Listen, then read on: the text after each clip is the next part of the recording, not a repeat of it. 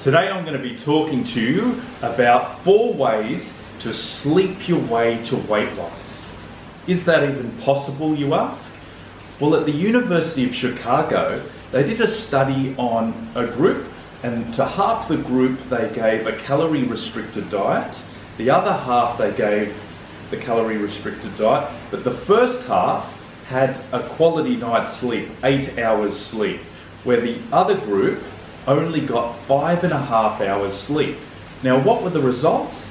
Those who slept well, those who slept for 8 hours of the night, actually lost 55% more body fat. So yes, it is possible to sleep your way to weight loss. Now, what are the ways? Well, today I'm going to be giving you 4 quick and easy tips to help you lose body fat through sleeping. Now, the first tip is actually to go to bed earlier. To go to bed at around 10 p.m. if possible, rather than after midnight. Now, what's the reason for this? The reason for this is for the body to secrete more melatonin and also human growth hormone. Now, we have a natural circadian rhythm, and it's better to sleep while it's dark and to be up while it's light. Now, your body starts to secrete melatonin around 9 p.m. So going to bed around 10 is a great time to get the maximum amount of melatonin. Human growth hormone peaks at about 11 p.m. The secretion of human growth hormone peaks at about 11 p.m. So if you can be hitting the pillow at 10, you're going to get the maximum amount of these hormones. Now, the second way to do it is actually to eat earlier in the night. To eat at least 90 minutes before bed. Earlier is preferable, around 3 hours or so is preferable.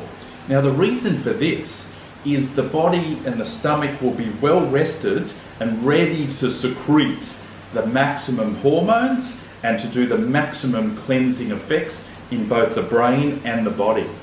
The body will secrete hormones such as leptin, which make us feel more satiated and satisfied with our food throughout the next day.